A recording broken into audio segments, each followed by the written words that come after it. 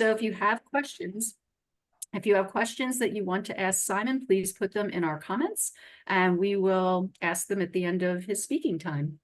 So welcome to you, Simon. Lisa, thank you. And isn't Sylvia great, by the way? It's great to follow her. She does amazing work, and I'm a big fan. And I just want to start by saying thanks to all of you. I mean, is it really true how many postcards you've written? Oh yeah, we have a stretch goal for another. I mean, I'm worried about the post office. I'm worried, these poor postmen and postwomen are gonna be, their bags are gonna be so heavy. I mean, they're gonna have to be, I hope they've been working out, getting ready for what you've done. It is gonna be incredible to watch what happens over the next few months. And I think we are going to be able to close much stronger than they are, in part because of all of your remarkable work. So let me tell you what I think, where we are. Just 10 days before the next debate and 20 days before early in-person voting starts, which is, very soon. And I think we're in good shape. I mean, we're certainly in a lot better shape than we were, 6 weeks ago. The polls have moved about 6 to 7 points nationally, and Kamala Harris is now maintaining a 3 to 4 point national lead. The battleground states were either tied or ahead in all the battleground states, and all 7 battleground states are now in play. Sorry if my name was something other than Simon Rosenberg there. I don't know what it was. The Senate polling continues to be remarkably encouraging. I think the only race where we're not sort of in a reasonably comfortable position is the tester race, which I think will go down to election day. We are, because of the new Harris, we have obviously an incredibly electric and dynamic new ticket that is really inspiring all of us and bringing so much energy to our politics. We are Oh, sorry about that. Not sure what's going on with my camera. Sorry. We are selling out arenas. We are leading now. We're competitive. We're even beating the Republicans in social media for the first time, in the last several years. And I think the most important thing I can say about the election, and one other thing is that, and the party, as all of you know, is more unified and together and united around winning this election than in any time that I can remember. I went to the convention last week. It was my 9th Democratic convention. It's hard to believe. Dating myself here a little bit, but I've never felt so much passion, joy, intensity at any other Democratic meeting I've ever been at. It was really remarkable. But I think the most important thing I can share with you is that because of all of you and the work you've done and the work you're going to do and all the money that we've raised, we have in an election where we're slightly ahead and where things are sort of moving in our direction, our ability to close strong is so much more dramatically, is so much superior to theirs. We not only have more money to spend to communicate through the traditional advertising that we all do, but as all of you know, we have the most powerful grassroots army that we've ever had. And, one of the reasons we've been performing so well in elections in recent years, particularly since Dobbs, is because all of you have been working your butts off and that helping push our performance to the upper end of what's possible again and again and again in every election that we've been competing in over the last few years. And so I think that, everything's sort of looking at assessing the landscape. We should be able to close out this election stronger than they will and then win. And what win means is that we beat Trump, we keep the Senate, we flip the House. I think that's the likely scenario in this election. It's not the only scenario. Many things could happen, but it's the likely scenario. And the key is the harder that we work and the more that we drive up the margin of victory in the presidential race, the more likely it is that this election, the story of this election, is that it's a clear repudiation of MAGA by the American people. And it's not just, and to me, that's a really important goal, which is not just to win, but to make it look like the country has finally definitively repudiated this awful extremist politics. And I think that all of this is within our grasp. If we do the work, leave it all on the playing field, do something, right? All these do more, worry less, all these admonitions and these encouragements for all of you. And so I think we should feel really good about where we are. And I want to say something about that too.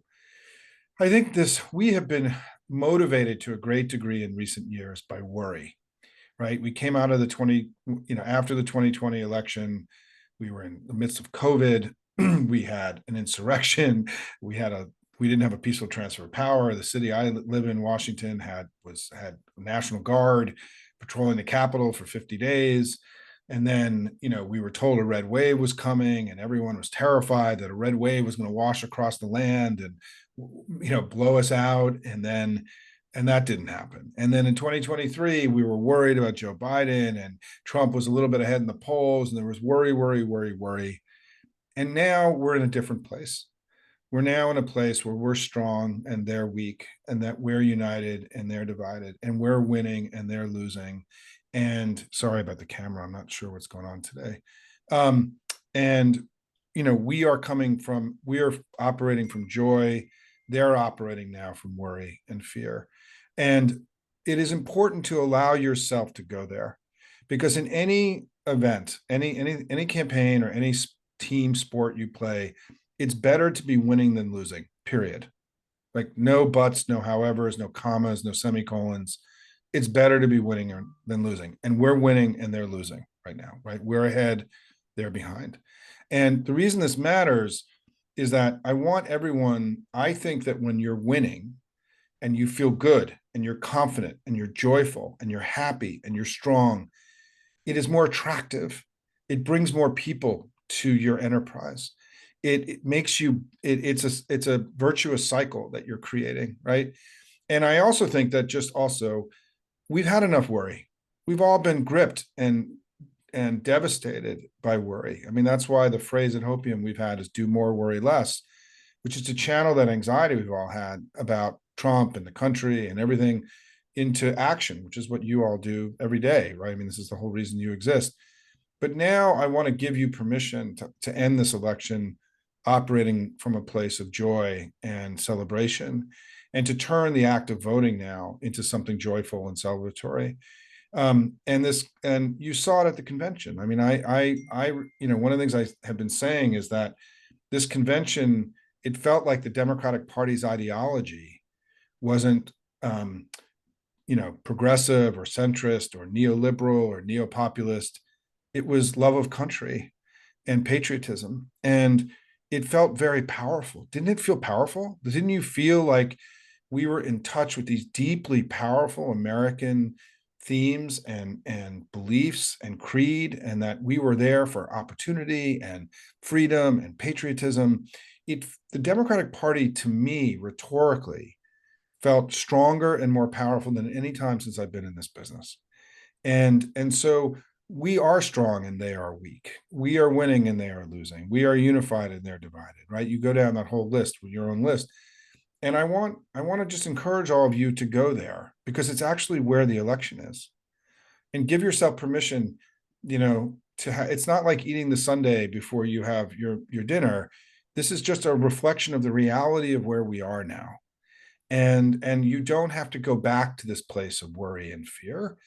I did an interview with Sue Altman, who's a great candidate running in New Jersey 7 that I just put up on the Hopium site yesterday.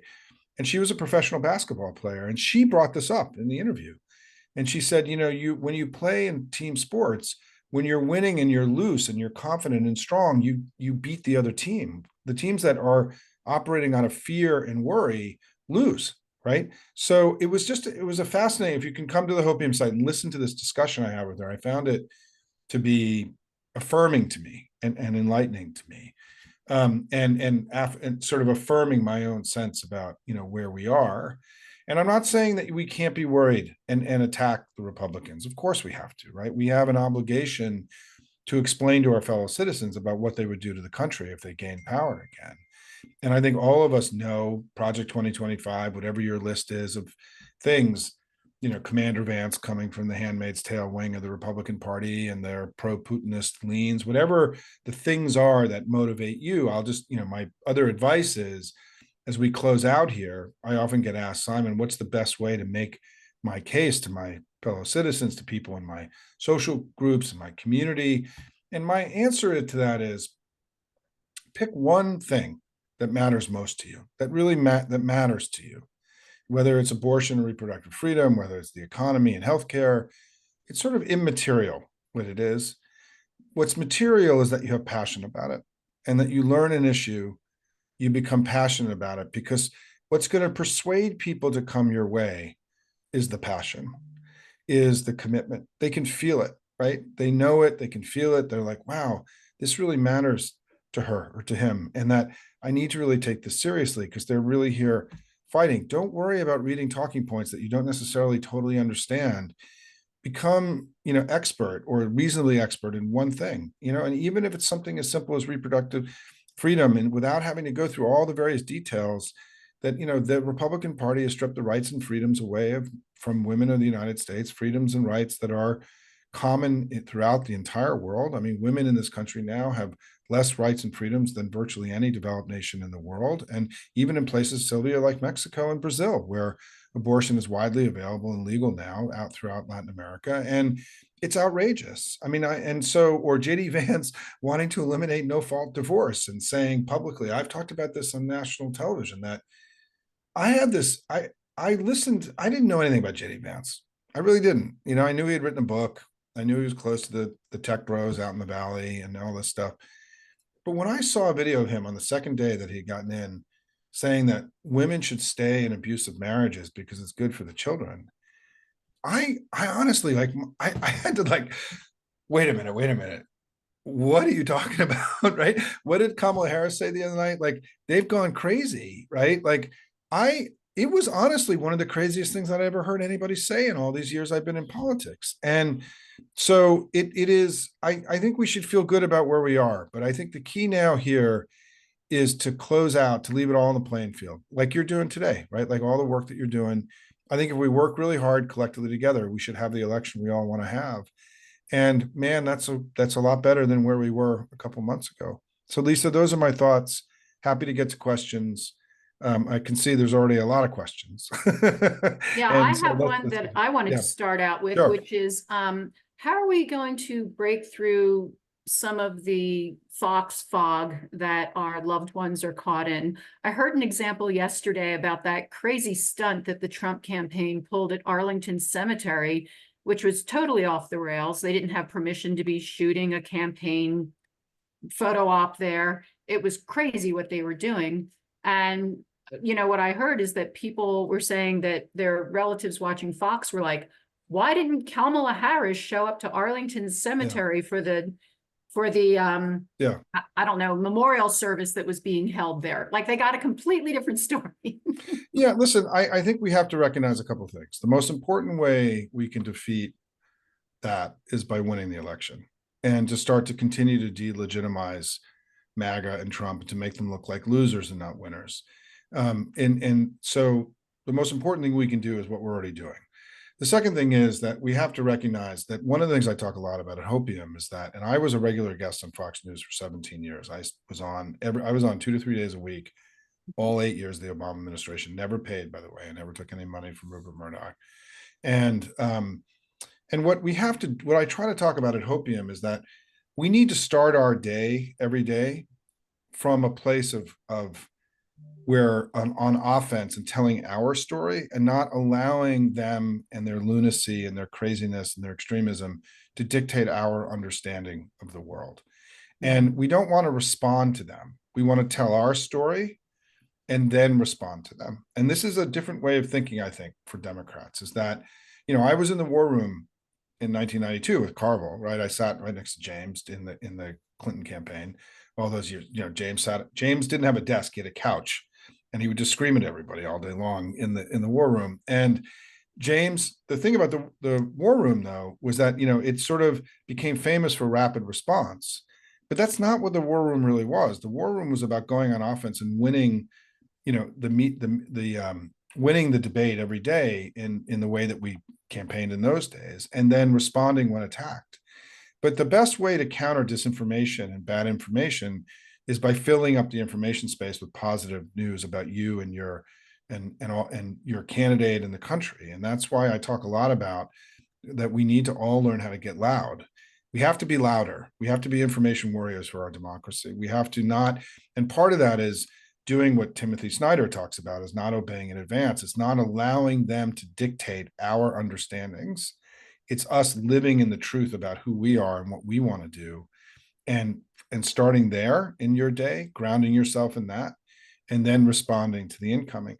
Look, 40% of the country is not available to us and probably won't be available, but 60% is, and that's enough to not only win a presidential election, but to win the House and keep the Senate. And there is, we're not going to be able to break through to a lot of those Fox people, at least until they start to realize that they've been chasing false idols and have been, lied to and misled by a bunch of deeply malevolent people who working to keep them down rather than lift them up.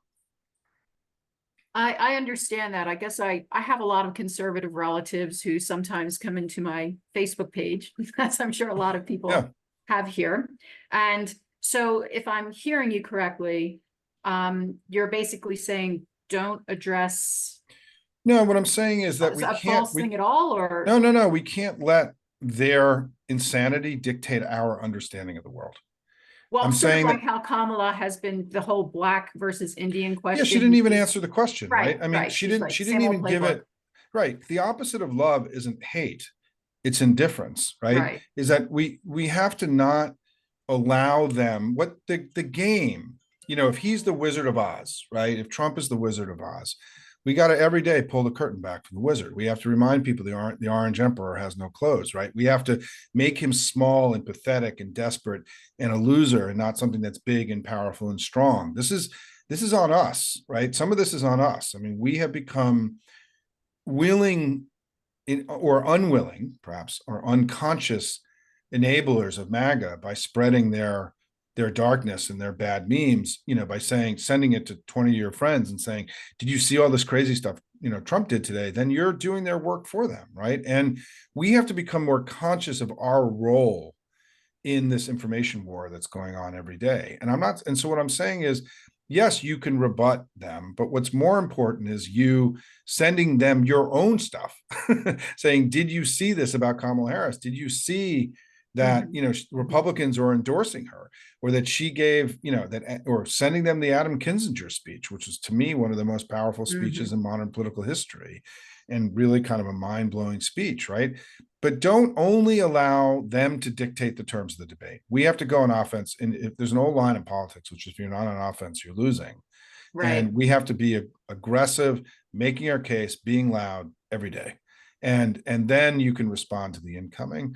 And yeah, Donald Trump, 35% of the country is going to think that Donald Trump did the right thing in Arlington. But I can tell you that in the Hopium gathering we had. Wait, hold on. If we can, the Hopium gathering on Thursday night, Catherine Giovanni, who's one of our community members, said she was phone banking in Virginia, and that 3 people volunteered, 3 Republicans volunteered. They were no longer supporting Trump because of what happened in Arlington. And the Arlington Cemetery thing, if you're not aware of it, I mean, Trump broke the law. I mean, here's a guy, by the way, who's about to get sentenced in a few weeks for his fraud trial.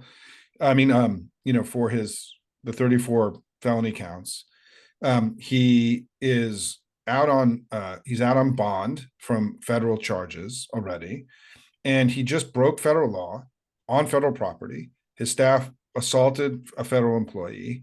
I mean, what an idiot, right? That this guy is willing. And by the way, a term that I think is important when you want to do the pulling the curtain back from the wizard or the Orange Emperor has no clothes, a term that I have come to really enjoy about Donald Trump is that he's an idiot. And that rather than having superpowers or being strong, the guy may be the biggest idiot that we've ever seen, right? I mean, picking JD Vance was idiotic. The things he's been saying on abortion the last few days have been idiotic, right? You can go down the list of things, thinking that Tulsi Gabbard's going to help him win the election is idiotic, right? There isn't some secret plan that he's executing that we don't understand. He's an idiot. And it's an important part of demystifying him and stripping him of these assumptions of these superpowers that he has. He won in 2016 because there were 2 dramatic and unprecedented interventions to help him win. One was from the Russian government, which was the equivalent of having like a whole mass of other super PAC helping him. And the second was the FBI director. I mean, if Comey had not dropped that thing 10 days before the election, Hillary would have won the election by 5 or 6 points. So Trump was defeated. She had crushed him in the debates. The guy was pathetic. He was out of it. And he was rescued by, the FBI in the last 10 days. And so he never had superpowers. The Republicans lost 2018. They lost in 2020. They dramatically underperformed in 2022. They underperformed in elections all across the country in 2023. Trump has been underperforming public polls in early 2024. The guy's a loser. He's pathetic. He's desperate. He's not strong and powerful. He's not the wizard. He's the old man behind the curtain. Yep, I totally get what you're saying there. And since the theme of this is like how to be a good influencer within your own circles, that's why I wanted to kind of come back to like, I mean, I was just taking some examples from my life personally, because I have, a pretty conservative family back east, and we love each other, and we don't get into like fisticuffs over this stuff, but some people are just gone, and there's nothing you can do about well, that. the other thing I find is some people, like one of my nieces, and this is like unbelievable to me, was very proud to tell me that she hadn't voted since 2016 because she just didn't like the candidates.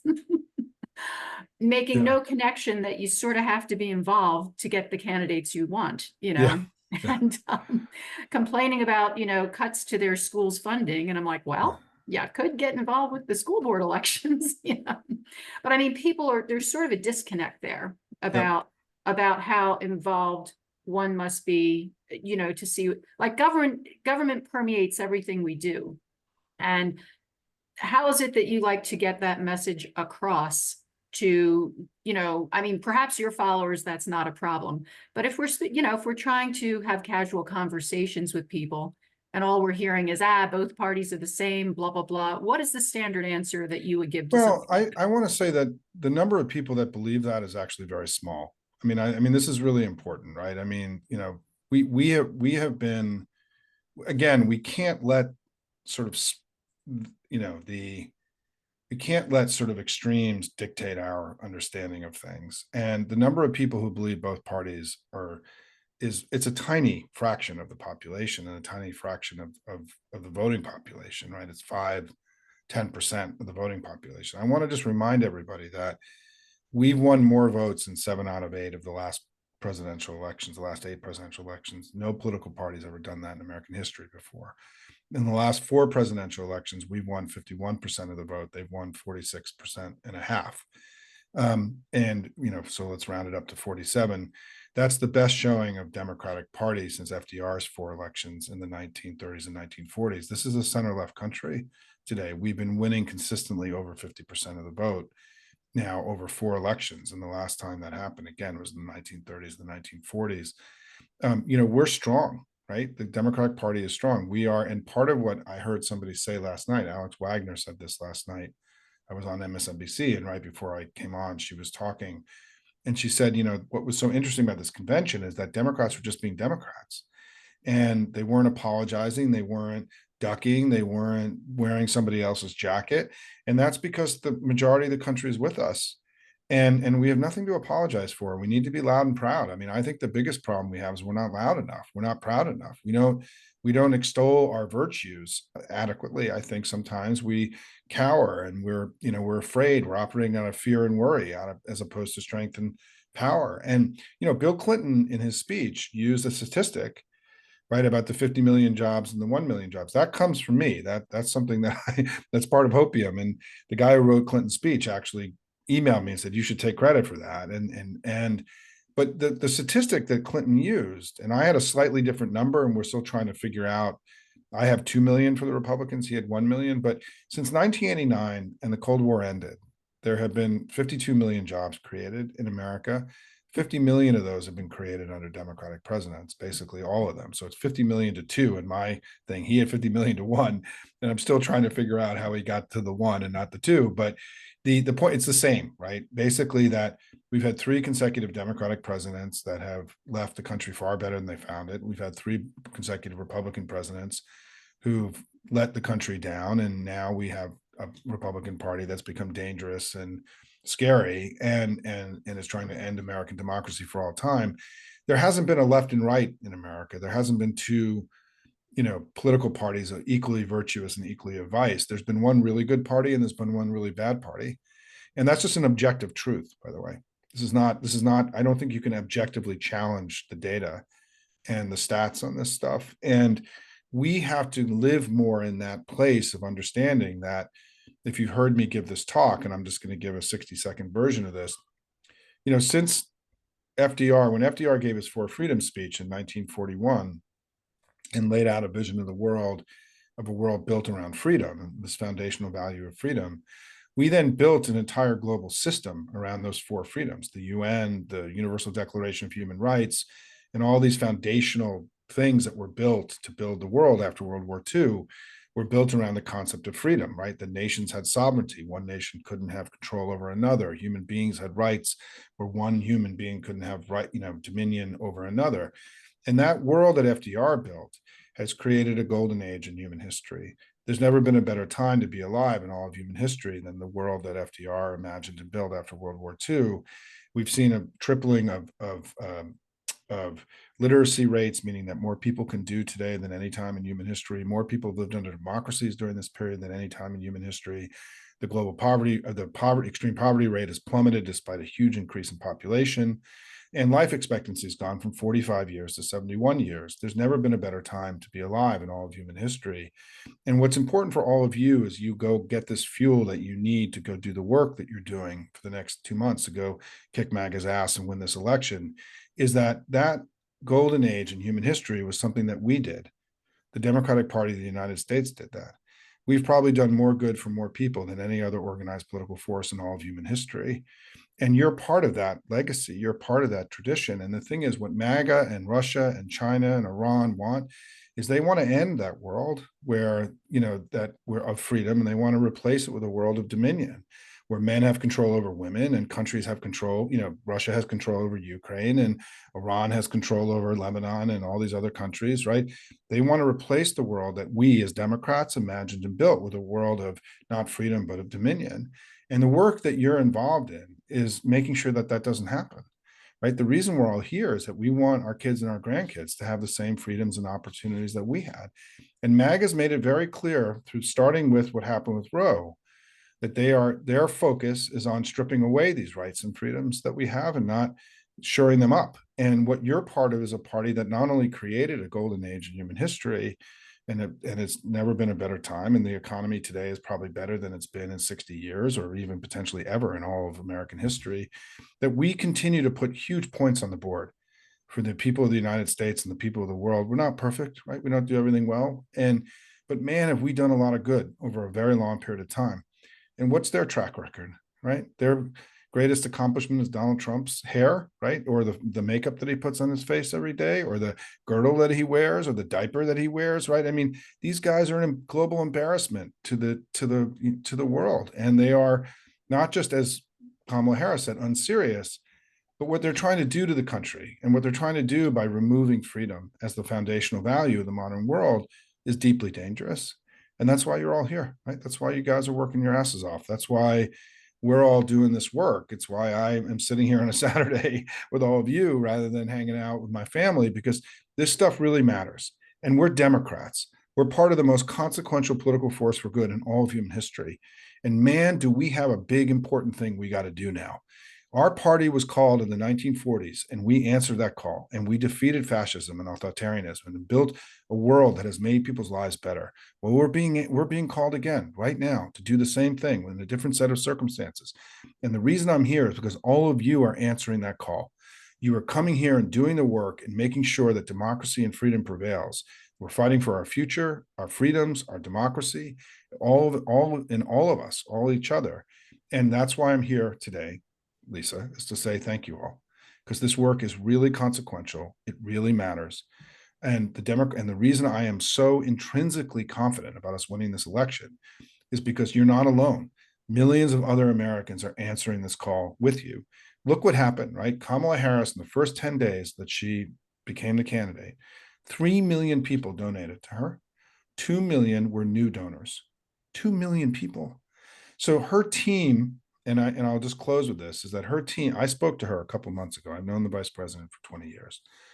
And she called me and we had a conversation. And I said to her, this is before the change happened. And I said, the one thing I really want to challenge you to think about is, do you want to have, when you think of your campaign, do you want to think of, 200 field offices and a couple thousand field organizers in the battleground states? Or do you want to think of it as 2 to 3 million people going to work every day on your team, wired together, right, doing this work that we all do?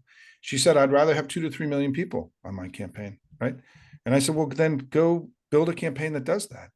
You've seen her go visit phone banks, right? Yesterday, Tim Walz went and thanked a bunch of the volunteers working in North Carolina. You've heard them talk about how central this work is that you're doing and that we're all doing together, right? Means for how this campaign is operating. Kamala Harris wants to have 2 to 3 million people. It may even be more now, 4 to 5 million people doing the work. This is how we're going to win. The work you're doing is how we win. It's how we crush MAGA. It's how we defeat them. It's how we preserve democracy, our freedom, and our future. And I'm here really on this Saturday to say thank you all. Lisa, thanks so much. Keep working hard, everybody, and stay in touch. Thank you again.